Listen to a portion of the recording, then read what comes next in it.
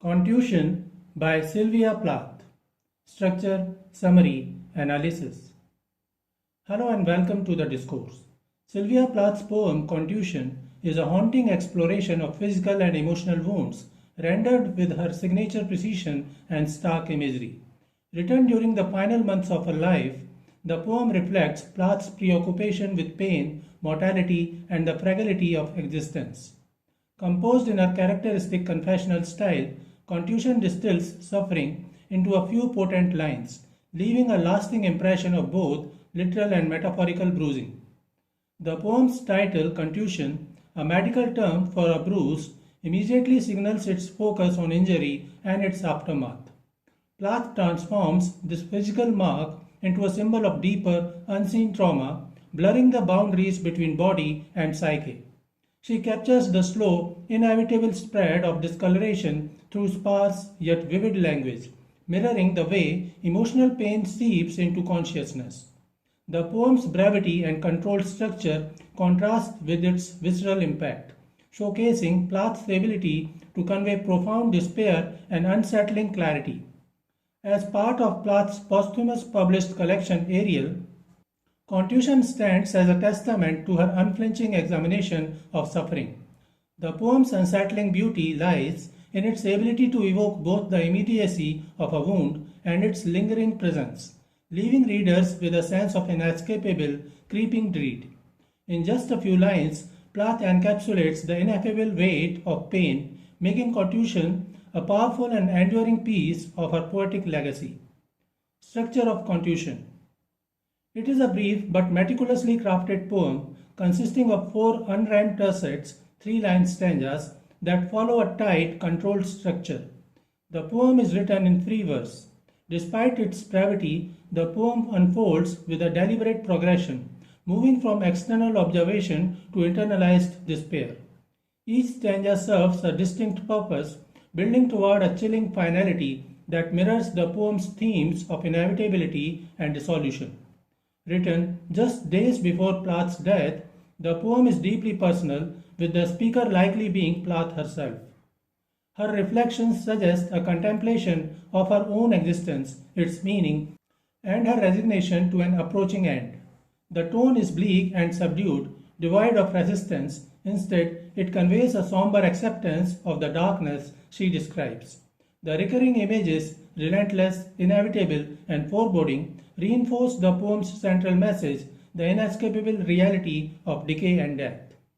Plath has used imagery, metaphor and symbolism, repetition, anaphora, alliteration and assonance, and personification in the poem. Summary of Contusion, stanza 1, lines 1 to 3. Color flirts to the spot, dull purple. The rest of the body is all washed out, the color of pearl. The opening lines of Contusion immediately establish a stark contrast between vitality and decay through vivid imagery and carefully chosen diction.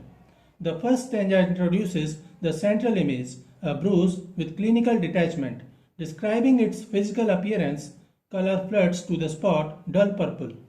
Plath's choice of diction, flirts, suggests an overwhelming, almost violent saturation, while the color, dull purple, evokes both the vividness and the decay of injury.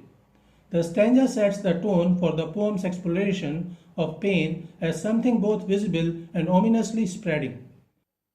Color, the first word of the poem, is given the cease violent nature by flooding to the spot, which is presumably the contusion or bruise.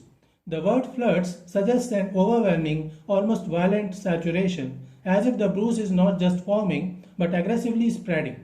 The dull purple hue evokes both the vividness of fresh trauma and the muted tones of something fading, a paradox that mirrors the poem's themes of life and death. The bruise becomes more than a physical mark. It symbolizes emotional or existential wounds, perhaps even the inevitability of mortality.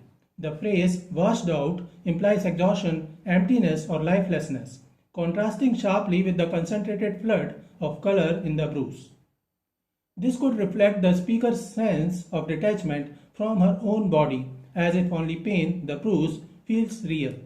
Pearls are traditionally associated with purity and beauty, but here the color of pearl suggests a cold, lifeless sheen, like a corpse's pallor.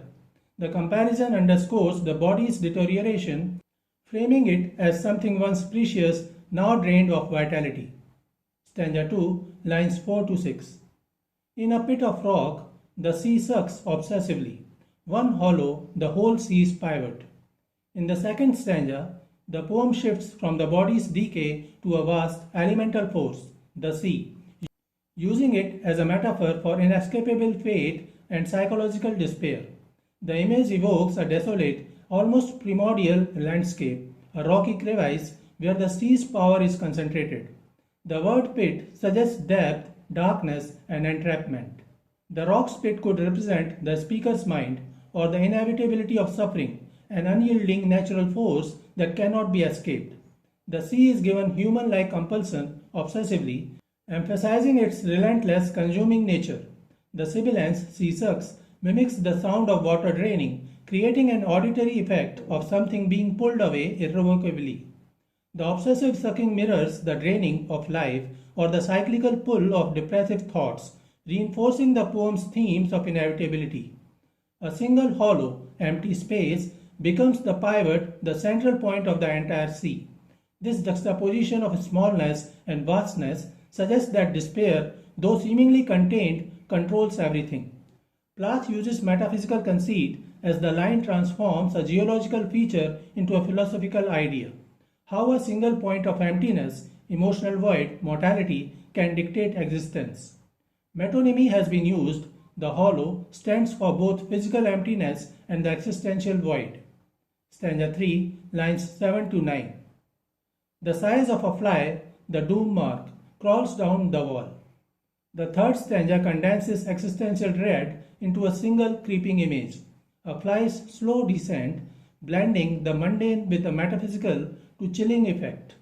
The fly's smallness contrasts sharply with the vast sea in the previous stanza, creating a claustrophobic focus. Where the sea represented controllable external forces, the fly becomes an intimate, inescapable presence. Flies traditionally associated with death and corruption, that is carrion, symbolize decay, foreshadowing the poem's culmination in mortality. The insect's size belies its symbolical weight. It is a memento mori in miniature. The fly transforms into an abstract doom mark as if it is not merely an insect but an omen made flesh. The word mark echoes the bruise from the first stanza, linking physical decay to impending fate. The fly here is an example of zoomorphism. The fly embodies abstract doom, blurring the line between creature and concept. The slow, deliberate verb crawls creates unbearable tension. Unlike the sea's violent sucking, this movement is quiet yet inexorable, mirroring time's inevitable march toward death. Stanza 4, lines 10 to 12. The heart shuts, the sea slides back, the mirrors are sheeted. The poem's closing tercet depicts three irreversible actions: a heart stopping, the tide retreating, and mirrors being covered. Each image signals an ending, biological, elemental, and perceptual. The heart shuts offers kinesthetic imagery, which creates a visceral sense of finality, like a door slamming or valves closing. Metonymy has been used. The heart represents both physical life and emotional capacity. Its shutting suggests simultaneous cardiac arrest and emotional withdrawal. Unlike the earlier bruises, flooding, this is absolute cessation, no blood, no flow. The sea slides back. The tide's retreat mirrors the heart's closure, both movements being inevitable natural processes. The sea, previously obsessive, now abandons its prey, representing either the soul's departure or depression's ebb, leaving only barrenness. The last line offers funeral imagery, evoking Victorian death customs where mirrors were covered to prevent the living from seeing spirits. It also symbolizes the end of self-reflection. The covered mirrors are a metaphor for death's wheel over identity and the cessation of consciousness. No more observer observed.